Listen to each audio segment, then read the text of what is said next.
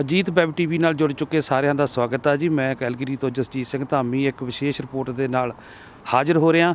ਜਿਵੇਂ ਕਿ ਸਭ ਨੂੰ ਪਤਾ ਹੈ ਕਿ ਸਾਲ 1984 ਦੇ ਵਿੱਚ ਜੋ ਦਿਖਾਤ ਵਰਤਿਆ ਸੀ ਉਹਦੇ ਬਾਰੇ ਅੱਜ ਸਮੇਂ ਦੇ ਵਿੱਚ ਸਾਰੇ ਆਪਣੇ ਕਮਿਊਨਿਟੀਆਂ ਸਿੱਖ ਜਥੇਬੰਦੀਆਂ ਜਿਹੜੀਆਂ ਆ ਸੈਮੀਨਾਰ ਕਰਵਾ ਰਹੀਆਂ ਆ।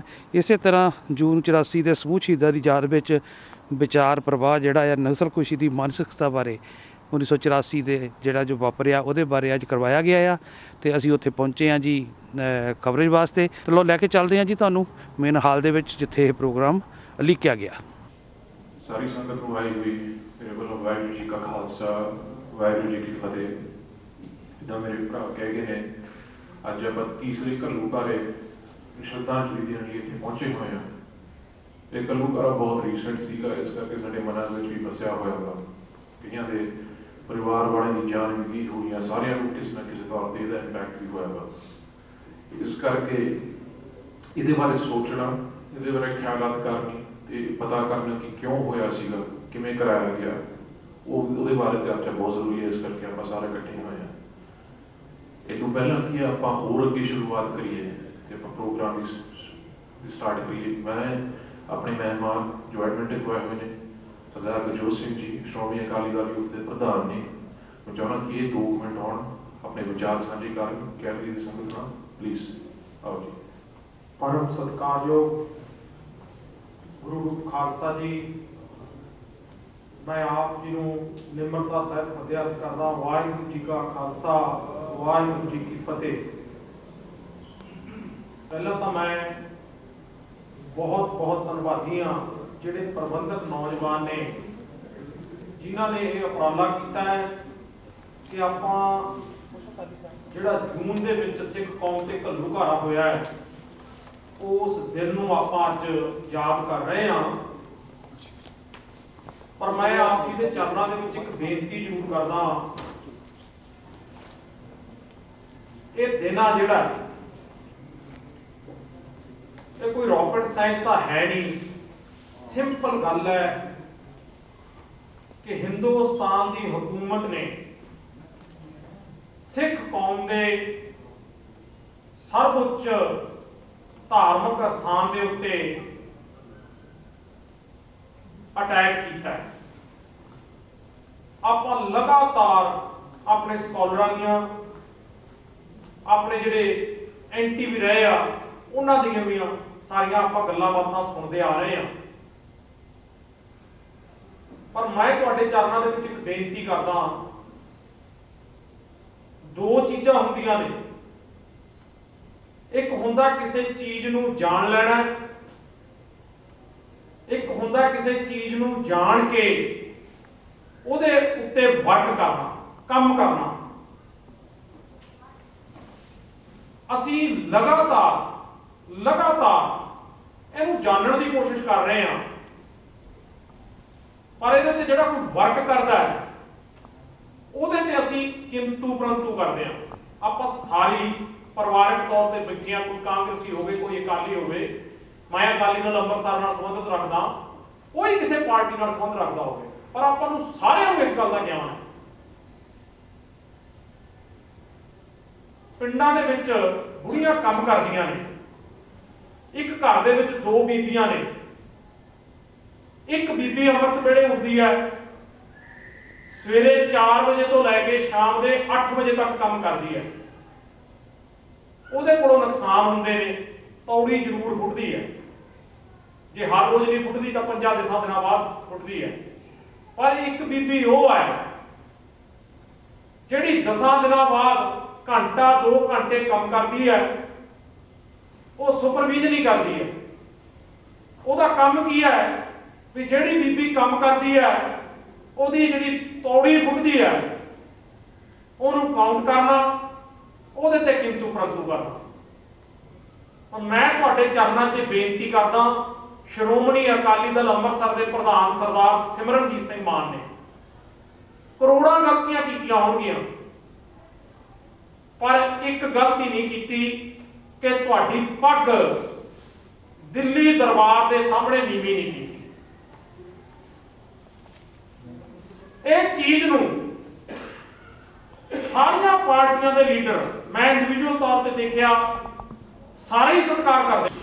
ਸੋ ਪਹਿਲਾ ਵਿਚਾਰ ਜਿਹੜਾ ਆਪਣਾ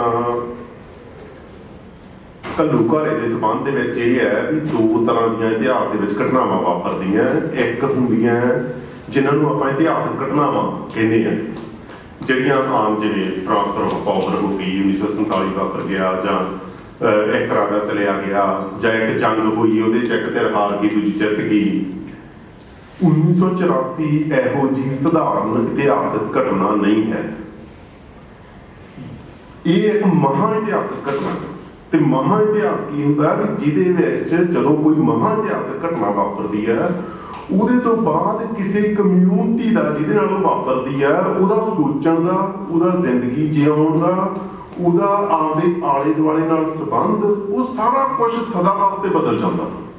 ਜਿਵੇਂ 1947 ਚ ਸਿੱਖਾਂ ਨੇ ਆਪਦੀ ਕਿਸਮਤ ਆ ਜਿਹੜੀ ਉਹ ਇੰਡੀਆ ਦੇ ਨਾਲ ਜੋੜੀ ਆਪ। ਕਿਉਂਕਿ ਸਿੱਖ ਇਹ ਸਮਝਦੇ ਸੀਗੇ ਵੀ ਸਿੱਖ ਤੇ ਹਿੰਦੂ ਆ ਜਿਹੜੇ ਉਹ ਭਰਾ ਹੀ ਆ ਤੇ ਉਹ ਭਰਾਵਾਂ ਵਾਂਗੂ ਰਹਿ ਸਕਦੇ ਆ। ਇਸ ਅੰਡਰਸਟੈਂਡਿੰਗ ਚੋਂ ਸਿੱਖਾਂ ਨੇ ਆਪਦੀ ਕਿਸਮਤ ਆ ਜਿਹੜੀ ਉਹ ਇੰਡੀਆ ਨਾਲ ਜੋੜ ਲਈ। ਪਰ 1984 ਵਾਪਰਿਆ ਉਹਨੇ ਇਹ ਅੰਡਰਸਟੈਂਡਿੰਗ ਹੈ ਜਿਹੜੀ ਉਹਨੂੰ ਖਤਮ ਕਰਤਾ, ਉਹਨੂੰ ਝੂਠੀ ਸਿੱਧ ਕਰਤਾ ਕਿ ਅਸਲ ਦੇ ਵਿੱਚ ਇਹ ਗੱਲ ਨਹੀਂ ਗੀ।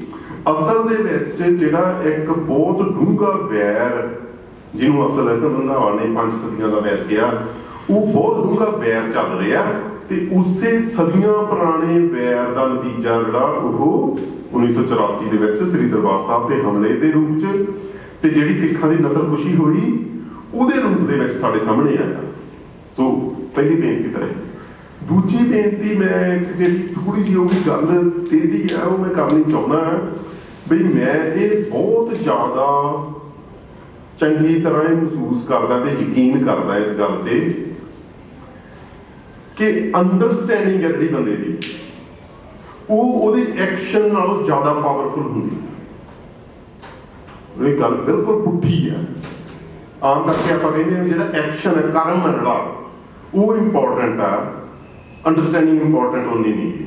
ਮੈਂ ਇਹ ਅੱਜ ਬੇਨਤੀ ਤੁਹਾਡੇ ਸਾਹਮਣੇ ਕਰਨੀ ਚਾਹੁੰਦਾ ਹਾਂ ਵੀ ਜਿਹੜੀਆਂ ਕੌਮਾਂ ਖਾਸ ਕਰਕੇ ਆਧੁਨਿਕ ਜ਼ਮਾਨੇ ਦੇ ਵਿੱਚ ਜਿਹੜੀਆਂ ਕੌਮਾਂ ਪਿੱਛੇ ਰਹਿ ਗਈਆਂ, ਜਿਹਨਾਂ ਕੋਲ ਰਾਜ ਨਹੀਂ ਗਾ, ਉਹਨਾਂ ਵਾਸਤੇ ਅੰਡਰਸਟੈਂਡਿੰਗ ਐਕਸ਼ਨ ਨਾਲੋਂ ਵੱਧ ਇੰਪੋਰਟੈਂਟ ਆ। ਉਹਦੇ ਸੰਬੰਧ 'ਚ ਇੱਕ ਉਦਾਹਰਨ 1947 ਤੋਂ ਪਹਿਲਾਂ ਜਿਹੜਾ ਬ੍ਰਿਟਿਸ਼ ਹਕੂਮਤ ਸੀ, ਜਿਹੜਾ ਅੰਗਰੇਜ਼ਾਂ ਦਾ ਬਸਤੀਵਾਦੀ ਰਾਜ ਸੀ ਇੰਡੀਆ ਦੇ ਉੱਤੇ, ਉਹਦੇ ਖਿਲਾਫ ਜੇ ਆਪਾਂ 3 ਕਮਿਊਨਿਟੀਆਂ ਦੀ ਗੱਲ ਕਰਨੀ ਹੋਵੇ, ਹਿੰਦੂ, ਮੁਸਲਮਾਨ ਤੇ ਸਿੱਖ, ਤਾਂ ਉਹਨਾਂ ਦੇ ਵਿੱਚੋਂ ਕੌਣ ਵੱਧ ਐਕਟਿਵ ਸੀ? ਸਿੱਖ ਬਹੁਤ ਜ਼ਿਆਦਾ ਐਕਟਿਵ ਸੀ। ਪਰ ਨਤੀਜਾ ਕੀ ਨਿਕਲਿਆ ਕਿ ਜਿਹੜੀ ਕਮਿਊਨਿਟੀ ਜ਼ਿਆਦਾ ਐਕਟਿਵ ਸੀ, ਜ਼ਿਆਦਾ ਜ਼ੋਰ ਨਾਲ ਉਹਦਾ ਵਿਰੋਧ ਕਰਦੀ ਸੀ, ਉਹੀ ਕਮਿਊਨਿਟੀ ਸਭ ਤੋਂ ਵੱਧ ਉਜੜੀ ਤੇ ਇਹੋ ਜਿਹਾ ਉਜੜੀ ਕਿ ਅਜੇ ਤੱਕ ਪੈਰ ਨਹੀਂ ਲੱਗੇ, ਲਗਭਗ ਸਦੀ ਹੋ ਜਾਣੀ ਹੈ। ਤੇ ਜਿਹੜੀਆਂ ਕਮਿਊਨਿਟੀਆਂ ਘੱਟ ਐਕਟਿਵ ਸੀ ਪਰ ਸਮੇਂ ਤੇ ਇਹ ਅੰਡਰਸਟੈਂਡ ਕਰ ਗਈਆਂ ਬਈ ਅੰਗਰੇਜ਼ਾਂ ਨੇ ਤਾਂ ਇੱਕ ਦਿਨ ਚਲੇ ਹੀ ਜਾਣਾ, ਇਹਨਾਂ ਦੇ ਖਿਲਾਫ ਲੜੋ ਨਾ ਲੜੋ, ਕਿਉਂਕਿ ਉਹ ਫੋੜ ਹੀ ਨਹੀਂ ਕਰਦੇ ਹਮੇਸ਼ਾ ਵਾਸਤੇ ਉੱਥੇ ਰਹਿਣਾ। ਉਹ ਕਮਿਊਨਿਟੀਆਂ ਨੇ ਉਸ ਅੰਡਰਸਟੈਂਡਿੰਗ ਦੇ ਵਿੱਚੋਂ ਆਪਦਾ ਪੈਂਤੜਾ ਬਦਲ ਲਿਆ ਤੇ ਸਿੱਧਾ ਅੰਗਰੇਜ਼ੀ ਰਾਜ ਦੀ ਮੁਖਾਲਫਤ ਕਰਨ ਦੀ ਬਜਾਏ ਜਿਹੜੀਆਂ ਪਿੱਛੇ ਨੈਗੋਸ਼ੀਏਸ਼ਨਸ ਚੱਲਦੀਆਂ ਸੀ ਬੈਕ ਤੇ, ਜਿਹੜਾ ਪੋਲੀਟੀਕਲ ਐਕਸ਼ਨ ਦਾ ਫਰੰਟ ਤੇ ਹੁੰਦਾ ਨਾ, ਜਿਹੜਾ ਆਪਾਂ ਨੂੰ ਅਖਬਾਰਾਂ 'ਚ ਦੱਸਦਾ, ਪਰ ਇੱਕ ਪਿੱਛੇ ਜਿਹੜੀਆਂ ਕਾਨਫਰੰਸਿਸ ਹੁੰਦੀਆਂ, ਜਿਹੜੀਆਂ ਨੈਗੋਸ਼ੀਏਸ਼ਨ ਚੱਲਦੀਆਂ ਸੀਗੀਆਂ, ਉਹਨਾਂ ਦੇ ਵਿੱਚ ਆਪਦੀ ਗੱਲ ਕਲੀਅਰ ਕਰਤੀ ਵੀ ਸਾਨੂੰ ਆਪਦਾ ਮੁਲਕ ਚਾਹੀਦਾ, ਦੈਟਸ ਇਟ। ਤੁਸੀਂ ਆਪਦਾ ਜਦੋਂ ਜਾਣਾ ਹੋਇਆ ਚਲੇ ਜਾਓ, ਪਰ ਜਾਣ ਲੱਗੇ ਤੁਸੀਂ ਸਾਡੇ ਨਾਲ ਜੋ ਕਰਨਾ ਉਹਦੀ ਗੱਲ ਕਰੋ ਸਾਡੇ ਨਾਲ। ਉਹਨਾਂ ਨੈਗੋਸ਼ੀਏਸ਼ਨਸ ਦੇ ਵਿੱਚ ਸਿੱਖ ਪਿੱਛੇ ਕਿਉਂ ਰਹੇ? ਕਿਉਂਕਿ ਸਿੱਖਾਂ ਦੇ ਵਿੱਚ ਇਹ ਅੰਡਰਸਟੈਂਡਿੰਗ ਡਿਵੈਲਪ ਨਹੀਂ ਸੀ ਹੋਈ ਵੀ ਇੱਕ ਅੰਗਰੇਜ਼ਾਂ ਨੇ ਆਪੇ ਚਲੇ ਜਾਣਾ, ਦੂਜੀ ਬਈ ਸਾਡੇ ਵਾਸਤੇ ਜਿਹੜੀ ਬੈਸਟ ਗੱਲ ਆ ਉਹ ਇਹ ਆ ਕਿ ਅਸੀਂ ਵੱਖਰੇ ਮੁਲਕ ਦੀ ਜਿਹੜੀ ਆ ਉਹ ਮੰਗ ਕਰੀਏ। ਸੋ ਇਹ ਦੋ ਗੱਲਾਂ ਜਿਹੜੀਆਂ ਇਹਨਾਂ ਨੇ ਸਾਰਾ ਇਤਿਹਾਸ ਬਦਲ ਦਿੱਤਾ। ਤੇ ਜਿਹੜੀ ਸਾਡੀ ਐਕਟੀਵਿਟੀ ਸੀ ਪੋਲੀਟੀਕਲ ਐਕਟੀਵਿਟੀ 1947 ਤੋਂ ਪਹਿਲਾਂ ਜਿਹੜੀ ਦੋ ਲਹਿਰਾਂ ਦੇ ਰੂਪ ਦੇ ਵਿੱਚ ਪ੍ਰਗਟ ਹੋਈ, ਗਦਰ ਲਹਿਰ ਤੇ ਬੱਬਰ ਅਕਾਲੀ ਲਹਿਰ, ਜਿਹਦੇ ਤਹਿਤ ਬਹੁਤ ਵੱਡੇ ਐਕਸ਼ਨ ਹੋਏ, ਬਹੁਤ ਵੱਡੀਆਂ ਕੁਰਬਾਨੀਆਂ ਹੋਈਆਂ, ਬਹੁਤ ਬੰਦੇ ਫਾਂਸੀ ਤੇ ਚੜ੍ਹੇ, ਬਹੁਤ ਬੰਦਿਆਂ ਨੇ ਕਾਲੇ ਪਾਣੀ ਦੀ ਸਜ਼ਾ ਕੱਟੀ ਤੇ ਬਹੁਤ ਵੱਡੀਆਂ ਕੁਰਬਾਨੀਆਂ ਕੀਤੀਆਂ। ਉਹ ਐਕਸ਼ਨ ਜਿਹੜਾ ਉਹ ਅੰਡਰਸਟੈਂਡਿੰਗ ਦੇ ਸਾਹਮਣੇ ਕਿਤੇ ਵੀ ਨਹੀਂ ਟਿਕ ਸਕਿਆ। ਉਹ ਹੁਣ ਉਹਦੀ ਹਾਲਤ ਇਹ ਹੋ ਗਈ ਵੀ ਉਹ ਐਕਸ਼ਨ ਨੂੰ ਕਿਤਾਬਾਂ 'ਚੋਂ ਵੀ ਮਿਟਿਆ ਜਾ ਰਿਹਾ, ਉਹਦੀ ਯਾਦ ਵੀ ਮਿਟੀ ਜਾ ਰਹੀ ਆ। ਹੁਣ ਇਹ ਸਿਚੁਏਸ਼ਨ ਹੋ ਗਈ। ਮੇਰੀ ਬੇਨਤੀ ਇਹ ਹੈ ਕਿ ਜਿਹੜਾ ਕਿਸੇ ਵੀ ਕੌਮ ਦਾ ਭਵਿੱਖ ਹੈ ਜਿਹੜਾ ਉਹ ਇਸ ਗੱਲ ਤੇ ਡਿਪੈਂਡ ਕਰਦਾ ਹੁੰਦਾ ਵੀ ਉਹ ਆਪਦੀ ਕੰਟੈਂਪਰੇਰੀ ਸਿਚੁਏਸ਼ਨ ਨੂੰ ਕਿੰਨੀ ਚੰਗੀ ਤਰ੍ਹਾਂ ਅੰਡਰਸਟੈਂਡ ਕਰਦੀ ਹੈ, ਵੀ ਉਹਨੂੰ ਅੰਡਰਸਟੈਂਡ ਕਰਦੀ ਹੈ। ਜਿਵੇਂ ਜੇ ਮੈਂ ਇੱਕ ਇਸ ਗੱਲ ਦੀ ਉਦਾਹਰਨ ਹੋਰ ਦੇਵਾਂ, ਉਹ ਇਹ ਹੈ ਵੀ ਕੀ ਸਿੱਖ ਇਹ ਗੱਲ ਅੰਡਰਸਟੈਂਡ ਕਰਦੇ ਆ ਵੀ ਆਉਣ ਵਾਲੇ 20 ਸਾਲਾਂ ਦੇ ਵਿੱਚ ਸਿੱਖ ਪੰਜਾਬ ਤੋਂ ਡਿਸਪਲੇਸ ਹੋ ਰਹੇ? ਨਹੀਂ ਕਰਦੇ। ਕਿਉਂ ਨਹੀਂ ਕਰਦੇ? ਕਿਉਂਕਿ ਗੱਲ ਉਹ ਇੰਨੀ ਜ਼ਿਆਦਾ ਦੁਖਦਾਈ ਹੈ, ਮੰਨਣ ਨੂੰ ਜੀ ਨਹੀਂ ਕਰਦਾ। ਉਹਦੇ ਵਿੱਚੋਂ ਜਿਹੜਾ ਬਹੁਤੇ ਸਾਡੇ ਸਿੱਖ ਜਿਹਨਾਂ ਨਾਲ ਮੈਂ ਗੱਲ ਕਰਦਾ, ਮੈਂ ਆਮ ਕਰਕੇ ਇੱਥੋਂ ਹੀ ਗੱਲ ਸ਼ੁਰੂ ਕਰਦਾ, ਉਹਨਾਂ ਦਾ ਐਟੀਟਿਊਡ ਹੁੰਦਾ ਨਹੀਂ ਜੀ ਨਹੀਂ ਸਾਡੀ ਕੌਮ ਨੂੰ ਕੁਛ ਹੋ ਹੀ ਨਹੀਂ ਸਕਦਾ। ਮੈਂ ਇਹ ਗੱਲ ਤਾਂ ਮੰਨਦਾ ਕਿ ਸਿੱਖ ਕੌਮ ਖਤਮ ਨਹੀਂ ਹੋ ਸਕਦੀ, ਬਿਲਕੁਲ ਕਦੇ ਕੋਈ ਦੁਨੀਆ ਦੀ ਤਾਕਤ ਇਹਨੂੰ ਖਤਮ ਨਹੀਂ ਕਰ ਸਕਦੀ, ਪਰ ਇਹਦਾ ਮਤਲਬ ਇਹ ਨਹੀਂਗਾ ਵੀ ਸਿੱਖਾਂ ਦਾ ਕੋਈ ਨੁਕਸਾਨ ਹੀ ਨਹੀਂ ਹੋ ਸਕਦਾ। ਇਹਦਾ ਮਤਲਬ ਇਹ ਨਹੀਂਗਾ ਸਾਡੇ ਤੇ ਮਾੜਾ ਟਾਈਮ ਹੀ ਨਹੀਂ ਆ ਸਕਦਾ। ਮੈਂ ਇਹ ਸਮਝਦਾ ਵੀ ਅੱਜ ਜਿਹੜੀ ਸਥਿਤੀ ਆ ਪੰਜਾਬ ਦੀ, ਉਹ ਸਾਨੂੰ ਚੀਖ ਕੇ ਇਹ ਕਹਿ ਰਹੀ ਹੈ ਵੀ ਆਉਣ ਵਾਲਾ ਸਮਾਂ ਬਹੁਤ ਮਾੜਾ, ਬਹੁਤ ਭਿਅੰਕਰ ਹੈ, ਤੇ ਅਸੀਂ ਢੀਠ ਬਣ ਕੇ ਅੱਖਾਂ ਘੁੱਟ ਕੇ ਮੀਚ ਕੇ ਤੇ ਮੂੰਹ ਪਰੇ ਫੇਰ ਲੈਂਦੇ ਕਿ ਨਾ ਅਸੀਂ ਨਹੀਂ ਇਹ ਗੱਲ ਮੰਨਣੀ, ਇਹ ਗੱਲ ਸਾਡੇ ਨਾਲ ਨਾ ਕਰੋ। ਸੋ ਮੇਰੀ ਬੇਨਤੀ ਇਹ ਹੈ ਵੀ ਜਿਹੜੀ ਅੰਡਰਸਟੈਂਡਿੰਗ ਹੈ ਉਹਦੇ ਵਿੱਚੋਂ ਹੀ ਪੋਲੀਟੀਕਲ ਐਕਸ਼ਨ ਨਿਕਲਦਾ, ਨਹੀਂ ਤਾਂ ਜਿਹੜਾ ਐਕਸ਼ਨ ਹੈ ਉਹਦੀ ਡਾਇਰੈਕਸ਼ਨ ਗਲਤ ਹੁੰਦੀ ਹੈ ਤੇ ਉਹ ਕਿਸੇ ਪਾਸੇ ਲੱਗਦਾ ਨਹੀਂ ਗਾ। ਹਾਂਜੀ, ਵਾਹਿਗੁਰੂ ਜੀ ਕਾ ਖਾਲਸਾ, ਵਾਹਿਗੁਰੂ ਜੀ ਕੀ ਫਤਿਹ। ਅੱਜ ਅਸੀਂ ਤਕਰੀਬਨ ਸਵਾੜੀ ਬਾਰਡਰ ਦੇ ਵਿੱਚ ਜਿੱਥੇ ਸਿੱਖ ਰਹਿੰਦਾ, ਉੱਥੇ ਆਪਰੇਸ਼ਨ ਬਲੂ ਸਟਾਰ ਦੀਆਂ, ਜਿਹਨੂੰ ਅਸੀਂ ਨੀਲਾ ਤਾਰਾ ਕਹਿੰਦੇ ਹਾਂ, ਉਹਦੇ ਹੀ ਜੋ ਸਾਡੀਆਂ ਨਸਲ ਕੁਸ਼ੀਆਂ ਹੋਈਆਂ ਨੇ, ਸਾਡਾ ਤੀਜਾ ਘੱਲੂਘਾਰਾ ਹੋਇਆ, ਉਹਦੇ ਬਾਰੇ ਅਸੀਂ ਉਹਦੇ 'ਤੇ ਵਿਚਾਰਾਂ ਵੀ ਕਰ ਰਹੇ ਹਾਂ ਵੀ ਕਿਉਂ ਹੋਇਆ, ਕਿਹੜੇ ਹਾਲਾਤ ਹੋਈ ਸੀ, ਅੱਜ ਉਹਨਾਂ ਹਾਲਾਤਾਂ ਦਾ ਉਹਨਾਂ ਨਾਲ ਕਿਵੇਂ ਅਸੀਂ ਮੁਕਾਬਲਾ ਕਰਨਾ ਹੈ, ਆਉਣ ਵਾਲੇ ਜਿਹੜੇ ਭਵਿੱਖ ਹੈ ਉਹਨੂੰ ਅਸੀਂ ਕਿਵੇਂ ਫਰੇਮ ਕਰਨਾ ਇਸ ਗੱਲ ਦੇ ਵਿੱਚ, ਕਿਉਂਕਿ ਰੋਜ਼ ਧਾਰਾਵਾਂ ਬਦਲ ਜਾਂਦੀਆਂ ਨੇ। ਜਿੱਦਾਂ 1984 ਸੀ ਕੋਈ ਹੋਰ, ਉਦੋਂ ਸਾਡੀਆਂ ਜਿਹੜੀਆਂ ਕੀਮਤਾਂ ਕਦਰਾਂ ਸਰਕਾਰਾਂ ਦੀਆਂ ਸਾਡੀਆਂ ਹੋਰ ਸੀ। ਜਿਉਂ-ਜਿਉਂ ਸਮਾਂ ਬਦਲਦਾ ਜਾਂਦਾ, ਜਿਉਂ ਉਹਨਾਂ ਦੇ ਜਿਹੜਾ ਦੁਸ਼ਮਣ ਹੈ ਉਹਦੇ ਹਥਿਆਰ ਹੋਰ ਤਰ੍ਹਾਂ ਦੇ ਹੁੰਦੇ ਜਾਂਦੇ ਨੇ, ਤਿੱਖੇ ਹੋ ਗਏ, ਕੋਈ ਛੁਪਕੇ ਚਲਾਉਂਦੇ ਆ, ਕੋਈ ਕੁਛ ਕਰਦੇ ਆ, ਕਦੇ ਸਿੱਧਾ ਮਾਰ ਕਰਦੇ ਆ। ਸਾਨੂੰ ਸਾਰੀਆਂ ਜਿਹੜੀਆਂ ਇਹ ਗੱਲਾਂ ਨੇ, ਇਹਨਾਂ ਵਿੱਚ ਕੌਮ ਨੂੰ ਇੱਕ ਗੁਰੂ ਸਾਹਿਬ ਤੋਂ ਸੇਧ ਲੈ ਕੇ ਸਾਨੂੰ ਚੱਲਣਾ ਪਊਗਾ ਵੀ ਕੀ ਕਰਨਾ, ਕੀ ਚਾਹੀਦਾ ਸਾਨੂੰ। ਅਸੀਂ ਅਵੇਸ਼ਲੇ ਹੋਏ ਬੈਠੇ ਹਾਂ ਇਸ ਗੱਲ ਦੇ ਵਿੱਚ। ਥੋੜ੍ਹਾ ਇੱਥੇ ਸਾਨੂੰ ਵਿਚਾਰਾਂ ਕਰਨ ਦੀ ਲੋੜ ਆ, ਕਿਉਂਕਿ ਸਿੱਖ ਕੌਮ ਨੂੰ ਇਕੱਠੇ ਹੋਣ ਦਾ ਹੈ। ਸਾਡੀਆਂ ਪੋਲੀਟੀਕਲ ਪਾਰਟੀਆਂ ਤੇ ਹੋਰਾਂ ਦੇ ਜਿੰਨੇ ਹੈਗੇ ਇਹਨਾਂ 'ਤੇ ਸਾਨੂੰ ਕੋਈ ਬਹੁਤਾ ਹੈ ਨਹੀਂ ਵਿਸ਼ਵਾਸ, ਕਿਉਂਕਿ ਇਹ ਤਾਂ ਸੈਂਟਰ ਦੇ ਅਧੀਨ ਰਹਿਣਗੀਆਂ। ਇਹ ਜੋ ਕੁਛ ਹੋਇਆ, ਸਾਡੇ ਗੈਂਗਵਾਰ ਹੋ ਰਹੀ ਆ, ਸਭ ਕੁਛ ਹੋ ਰਿਹਾ, ਬੜਾ ਦੁੱਖ ਹੈ। ਇਹ ਵੀ ਇੱਕ ਕਿਸਮ ਦਾ ਇਹ ਨਵਾਂ ਸਾਡੇ ਲਈ ਇਹ ਘੱਲੂਘਾਰਾ ਹੀ ਹੋ ਚੱਲ ਰਿਹਾ ਹੈਗਾ। ਇਹ ਉਦੋਂ ਦਾ ਖਲੋਤਾ ਨਹੀਂ ਹੈ ਕਿਤੇ। ਲੱਖਾਂ ਬੱਚੇ ਉਦੋਂ ਬਾਅਦ ਮਾਰਤੇ ਇਹਨਾਂ ਨੇ, ਅੱਜ ਵੀ ਉਹੀ ਗੱਲ ਚੱਲੀ ਜਾਂਦੀ ਆ। ਇਹਨਾਂ ਨੇ ਸੈਂਟਰ ਦੇ ਵਿੱਚ ਆਪਦੇ ਜਿਹੜੇ ਦਿੱਲੀ ਨੂੰ ਲੈ ਜਾਂਦੇ ਆ, ਉਹਨੂੰ ਆਹ ਗੈਂਗਸਟਰ ਜੀ, ਇਹ ਹੋ ਜੀ। ਅਸਲ 'ਚ ਕੀ ਹੁੰਦੇ, ਕੋਈ ਗੈਂਗਸਟਰ ਵਿਚਾਰੇ ਉੱਥੇ ਤਾਂ ਚਿੜੀ ਨਹੀਂ ਫੜਕਦੀ। ਇਹ ਜਿਹੜੇ ਹੁੰਦੇ ਆ, ਇਹਨਾਂ ਦੇ ਜਿਹੜੇ ਵੱਡੇ ਵੱਡੇ ਅਹਿਲਕਾਰ ਹੁੰਦੇ ਆ, ਉਹਨਾਂ ਤੋਂ ਫੋਨ ਕਰਵਾਉਂਦੇ ਆ ਦੂਸਰਿਆਂ ਨੂੰ, ਚੰਗੇ ਬੰਦੇ ਅਮੀਰਾਂ ਨੂੰ ਵੀ ਸਾਨੂੰ 5 ਕਰੋੜ ਚਾਹੀਦਾ, 4 ਕਰੋੜ ਚਾਹੀਦਾ। ਮੁੜ ਕੇ ਅਸੀਂ ਕਹਿ ਦੇਣਾ ਵੀ ਇਹ ਜਿਹੇ ਸਾਈਡ ਦਾ ਮੁੰਡੇ ਹੀ ਗੈਂਗਸਟਰ ਹੋ ਗਏ। ਗੈਂਗਸਟਰ ਤਾਂ ਸਾਡੇ ਉਹ ਬਣਦੇ ਆ ਜਿਹੜੇ ਕੋਈ ਗਰੀਬ ਸਟੇਟ ਹੋਊਗੀ। ਸਾਡੇ ਸਭ ਰਾਜ ਦੇ ਖਾਂਦੇ ਆ ਗੱਲ ਹੈ, ਜਦੋਂ ਬੱਚੇ ਤੋਂ ਗਲਤੀ ਹੋਈ ਚੱਕ ਕੇ ਉਹਨੂੰ ਦਿੱਲੀ ਲੈ ਜਾਂਦੇ ਨੇ। ਉਹ ਸਾਡੇ ਫਿਰ ਇਹ ਆ ਵੀ ਉੱਥੋਂ ਉਹਨਾਂ ਤੋਂ ਕਹਾ ਕੇ ਜਾਂ ਉਹਨਾਂ ਦੇ ਵਿਚਾਰਿਆਂ ਨੂੰ ਤਸ਼ੱਦਦ ਕਰਕੇ ਇੱਥੇ ਕਰਦੇ ਆ। ਇੱਥੇ ਇਹਨਾਂ ਨੂੰ ਇਹ ਸਰਕਾਰਾਂ ਮਾਰ ਦਿੰਦੀਆਂ ਨੇ, ਉੱਥੇ ਜੇ ਉਹ ਨਹੀਂ ਕਰਦੇ ਤਾਂ ਉਹਨਾਂ ਨੂੰ ਮਾਰ ਦਿੰਦੇ ਆ। ਨਹੀਂ ਫਿਰ ਉਹਨਾਂ ਨੂੰ ਉਹ ਇਸ ਕਰਕੇ ਸਕੇਪਗੋਟ ਬਣਾ ਕੇ ਰੱਖਿਆ। ਅਸੀਂ ਇਹਨਾਂ ਗੱਲਾਂ ਨੂੰ ਸਮਝੀਏ। ਇਹ ਆਪਰੇਸ਼ਨ ਬਲੂ ਸਟਾਰ ਸਾਡੇ ਦੇ ਰੋਜ਼ ਹੋਣੇ ਆ। ਇਹ ਕੋਈ ਨਹੀਂ ਵੀ ਉਦੋਂ ਹੋ ਕੇ ਹਟ ਗਿਆ। ਇਹ ਇਸੇ ਤਰ੍ਹਾਂ ਚੱਲੀ ਜਾਣਾ, ਕਿਉਂਕਿ ਜਿਹੜੀ RSS ਦੀ ਜਮਾਤ ਹੈ, ਇਹ ਐਂਟੀ ਸਿੱਖ ਹੈ। जद तक सिख अपने आप को समझूगा नहीं, सिख इकट्ठे नहीं होणगे, साडा कोई इलाज नहीं होना।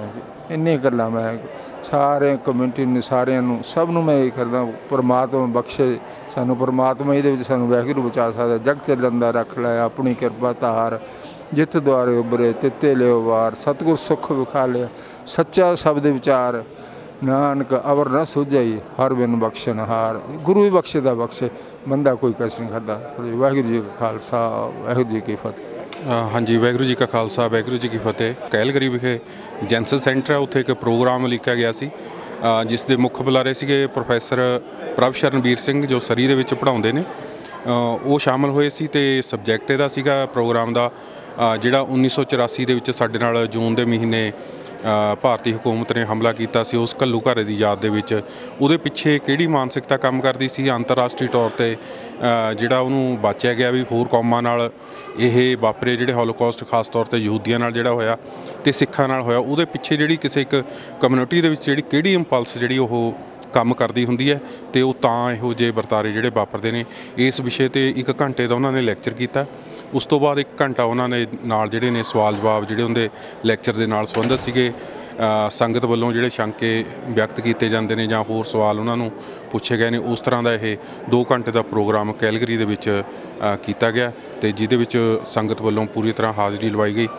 ਸਾਰਾ ਹਾਲ ਜਿਹੜਾ ਭਰਿਆ ਹੋਇਆ ਸੀਗਾ ਅਤੇ ਬੜਾ ਵਧੀਆ ਇਹ ਪ੍ਰੋਗਰਾਮ ਜਿਹੜਾ ਹੋਇਆ, ਕਿਉਂਕਿ ਸਾਨੂੰ ਅਸਲ ਦੇ ਵਿੱਚ ਸਮੱਸਿਆ ਜਦੋਂ ਤੱਕ ਸਮਝ ਨਹੀਂ ਆਉਂਦੀ ਉਨਾ ਚਿਰ ਉਹਦੇ ਨਾ ਹੱਲ ਪਤਾ ਲੱਗਣੇ ਆ ਅਤੇ ਨਾ ਸਾਨੂੰ ਇਹ ਪਤਾ ਲੱਗਣਾ ਵੀ ਸਾਨੂੰ ਕੀ ਕਰਨਾ ਚਾਹੀਦਾ। ਸੋ ਇਹਨਾਂ ਹਾਦਸਿਆਂ ਤੋਂ ਉੱਭਰਨ ਵਾਸਤੇ ਸਾਨੂੰ ਜਿਹੜੇ ਇਹੋ ਜਿਹੇ ਪ੍ਰੋਗਰਾਮ ਨੇ ਉਹ ਜ਼ਰੂਰੀ ਨੇ, ਇਹੋ ਜਿਹੇ ਸੈਮੀਨਾਰ ਹੋਣੇ ਚਾਹੀਦੇ ਨੇ। ਇਹਦੇ ਪਿੱਛੇ ਜਿਹੜੀਆਂ ਤਾਕਤਾਂ ਕੰਮ ਕਰਦੀਆਂ ਨੇ ਉਹਨਾਂ ਦਾ ਪਤਾ ਹੋਣਾ ਚਾਹੀਦਾ ਵੀ ਸਾਡੇ ਨਾਲ ਅਜਿਹਾ ਕਿਉਂ ਵਾਪਰਿਆ ਅਤੇ ਭਵਿੱਖ ਦੇ ਵਿੱਚ ਅਸੀਂ ਇਹਨਾਂ ਤੋਂ ਕਿਵੇਂ ਬਚ ਸਕਦੇ ਹਾਂ। ਇਸ ਬਾਬਤ ਜਿਹੜਾ ਇਹ ਪ੍ਰੋਗਰਾਮ ਸੀਗਾ। ਵਾਹਿਗੁਰੂ ਜੀ ਕਾ ਖਾਲਸਾ, ਵਾਹਿਗੁਰੂ ਜੀ ਕੀ ਫਤਿਹ। ਇਹ ਸੀ ਸਾਡੀ ਅੱਜ ਦੀ ਰਿਪੋਰਟ। ਉਮੀਦ ਕਰਦੇ ਹਾਂ ਕਿ ਤੁਹਾਨੂੰ ਜ਼ਰੂਰ ਪਸੰਦ ਆਈ ਹੋਵੇਗੀ। ਫਿਰ ਦੁਬਾਰਾ ਨਵੀਂ ਰਿਪੋਰਟ ਦੇ ਨਾਲ ਹਾਜ਼ਰ ਹੋਵਾਂਗਾ। ਜਦ ਤੱਕ ਤੁਸੀਂ ਦੇਖਦੇ ਰਹੋ ਅਜੀਤ ਵੈਬ TV।